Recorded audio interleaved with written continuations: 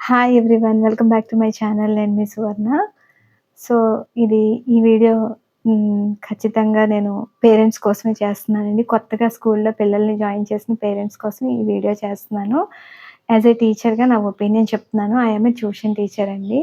So, నా దగ్గరికొచ్చి పిల్లల తాలూకా ప ఇది దీన్ని బట్టి నేను ఈ వీడియో చేస్తున్నాననమాట. వాళ్ళ పేరెంట్స్ కూడా వాళ్ళ వాళ్ళ తాలూకా పాత్ర ఏంటి, స్కూల్స్ తాలూకా విధి విధానాలేంటి అనేవి మనం ఇందులో డిస్కస్ చేసుకుందామండి. ఈ వీడియో మీకు చాలా బాగా ఉపయోగపడుతదని అనుకుంటున్నాను. అని నేను చెప్పడం కాదు గానీ, ముందు వీడియో అంతా చూసి అప్పుడు మీ అభిప్రాయాన్ని నాకు చెప్పండి. సరేనా? ఇంతవరకు నా ఛానల్‌లో సబ్స్క్రైబ్ చేసుకోలేకపోయినట్లయితే సబ్స్క్రైబ్ చేయండి. సరేనా? సో, ఫస్ట్ ఆఫ్ ఆల్ ఏంటంటేనండి, పేరెంట్స్ అండి చాలా చాలా ఎంతో ఆలోచించి వాళ్ళ పిల్లల్ని ఏ స్కూల్‌లో జాయిన్ చేద్దాం, ఎందులో బావుంది, ఇవన్నీ కూడా బాగా ఎంక్వైరీ చేస్తారండి. బాగా ఎంక్వైరీ చేస్తారు. చిన్న చిన్న పిల్లలనమాట. ప్రీకేజీ, ప్రీకేజీ దాటి ఎల్‌కేజీ, యూకేజీ ఈ మొత్తం అంతా కూడా ఫలానా స్కూల్‌లో బావుంది, ఆ స్కూల్ బావుంది, ఇది అదనుకోని పాపం జాయిన్ చేస్తారు. వాళ్ళేవో మొత్తం బేసిక్స్ ఎంతవరకు ఆలు, ఏబీసీడీలు, నంబర్సు ఏవో సంథింగ్ అన్నీ నేర్పిస్తారు. ఆ సిలబస్ కొంతుంటది. ఉన్న తర్వాత ఏం చేస్తారండి స్కూల్ వాళ్ళు ఫస్ట్ స్టాండర్డ్‌కొచ్చేటప్పటికి వాళ్ళకి కొంచెం కొంచెం క్వెషన్ ఫార్మ్‌లో మొత్తం అని టెక్స్ట్ బుక్‌లని కూడా వస్తాయన్నమాట. చిన్న చిన్న వర్డ్స్ కూడా ఉంటాయి. ఐ మీన్ ఒక తెలుగునే తీసుకుందాం అనుకోండి. తెలుగు ఇప్పుడు ప్రెజెంట్ సిట్యుయేషన్‌లో ఇంగ్లీష్ ఎలాగైనా నెట్టుకొచ్చేస్తున్నారు. మిగతా సబ్జెక్టులు కూడా నెట్టుకొస్తున్నారు. కొంచెం పర్లేదు. మదర్ టంగ్ తెలుగు అని వచ్చేటప్పటికి మాత్రం పిల్లలు చాలా పూర్‌గా ఉన్నారండి. ఇప్పుడు ప్రెజెంట్ నేను చేసే ఈ వీడియో కూడా మెయిను మదర్ టంగ్ తెలుగులో ఎంత పూర్‌గా ఉన్నారో పిల్లలు అని చెప్పడానికి చేస్తున్నాను. సో, సెకండ్‌కొచ్చేటప్పటికి వాళ్ళకి క్వెషన్స్‌లోకెళ్ళిపోతున్నారనమాట. క్వెషన్స్ అవన్నీ. ఎవరో పెద్ద పెద్ద వ్యక్తులు, మేధావులు అవి డిజైన్ చేసిన తెలుగు టెక్స్ట్ బుక్‌లే అవి. ఆషామాషీ వాళ్ళు కూడా కాదు. సో, ఇవన్నీ గూడా ఏంటంటే ఇప్పుడేం చేస్తున్నారు, 40 మంది పిల్లలుంటారు నియర్లీ ఒక క్లాస్‌లో అనేది ఒక పోనీ 30 గాని, 20 గాని ఏసుకోండి. 20 మెంబర్స్. ఒక సెక్షన్ వైస్‌గా డివైడ్ చెయ్యాలి కదా! చేస్తే ప్రతి ఒక్కరి మీద కూడా స్టూడెంట్స్ ఎక్కువైపోవటం వలన టీచరు అందరి మీద శ్రద్ధ పెట్టలేరు. ఫస్ట్ అంతా వేరు. ఏంటి ఎల్‌కేజీ, యూకేజీ వరకేంటంటే అక్షరాలు నేర్పిస్తారు. చిన్న చిన్నవి మామూలుగా ఉంటాయి. అది ఓరల్ డ్రిల్లింగ్ అంటారు. ఏదో సంథింగ్ అదంతా అయిపోతది. ఫస్ట్ స్టాండర్డ్‌కొచ్చేటప్పటికి ఖచ్చితంగా టీచరు అంతమంది స్టూడెంట్స్ మీద ఒక క్లాస్‌లో నియర్లీ ఒక 30 మంది ఉన్నారనుకోండి. 30 మెంబర్స్. ఎంత డివైడ్ చేసినా మరీ 15 మందికి ఏమి డివైడ్ చేయరు కదా! ఒక 20 మెంబర్స్ అయినా ఉంటారనమాట. ఆ 20 మెంబర్స్‌కి ఆ టీచర్ ఏం చేస్తారనమాట, ఇద్దరు టీచర్స్ ఉంటే పర్వాలేదండి. ఆ ఇద్దరు టీచర్స్‌ని పెట్టుకోవడానికి యాజమాన్యాలు చాలా వరకు సహకరించరనమాట. అందులోకి తెలుగు అని వచ్చేటప్పటికి దాన్ని చాలా నెగ్లెక్ట్ చేసే స్వభావమే ఎక్కువగా ఉందనమాట. ఏంటంటే ఇప్పుడు తెలుగు ఆ పిల్లలకి రాలేదనుకోండి, వాళ్ళేం చేస్తారు, ఎగ్జామ్స్‌లో ఏదో విధంగా పాస్ చేయించేస్తారనమాట. ఈ సెకండ్ స్టాండర్డ్ ఉన్నదనుకోండి, మెరిట్ స్టూడెంట్స్ అందరికి బాగా ఇప్పుడు ఇంట్లో కొంతమంది ఎడ్యుకేటెడ్ పర్సన్స్ ఉంటారు. ఇప్పుడు ఫర్ ఇన్‌స్టెన్స్ పేరెంట్స్ ఇద్దరు ఎడ్యుకేటెడ్ అనుకోండి, వాళ్ళు ఖచ్చితంగా చూస్తారు పిల్లల స్టడీస్ ఏ విధంగా ఉన్నాయి అని చెప్పేసి. అదే ఇన్ కేస్ ఇద్దరు బోత్ ఆర్ ఎంప్లాయీస్ అనుకోండి, వాళ్ళ గ్రాండ్ పేరెంట్స్ ఉంటారు కదా! వాళ్ళైనా కొంచెం కేర్ తీసుకుంటారు. వాళ్ళకి తెలుగనేది బాగా వచ్చిన వాళ్ళైతే ఖచ్చితంగా చూసుకుంటారనమాట.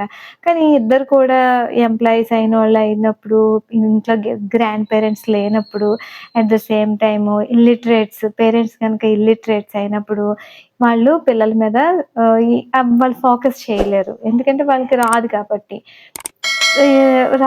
వాళ్ళు ఫోకస్ చేయలేరు గాబట్టి, పిల్లలు ఏది పడితే అది వాళ్ళు ఏదో ఒక విధంగా హోంవర్క్ కంప్లీట్ చేసేయాలి, టీచర్‌కి చూపిచ్చాలి, ఆవిడ సైన్ పెట్టేస్తది. అంతేకాని దాని ప్రొనౌన్సియేషన్ ఎలా వస్తది, దాన్ని ఏ విధంగా రాయాలి, ఇలాంటివన్నీ కూడా మనం చూసినట్లయితే సో, ఈ పేరెంట్స్ ఇల్లిటరేట్ అయినప్పుడు లేదంటే పేరెంట్స్‌కి టైం లేనప్పుడు, ఇర్గ కొంచెం కేరింగ్‌గా ఇంట్లో లేనప్పుడు పిల్లల పరిస్థితి ఏంటంటే చాలా చాలా దారుణంగా ఉంటుందండి. మిగతా సబ్జెక్ట్‌లు ఏదో ఒక విధంగా చేసేసినా కూడా తెలుగు అనేటప్పటికి అక్షరాలు కూడా సమంగా రాయలేని స్థితిలో ఎంతోమంది పిల్లలున్నారండి. చాలా మంది పిల్లల్ని గమనించానండి.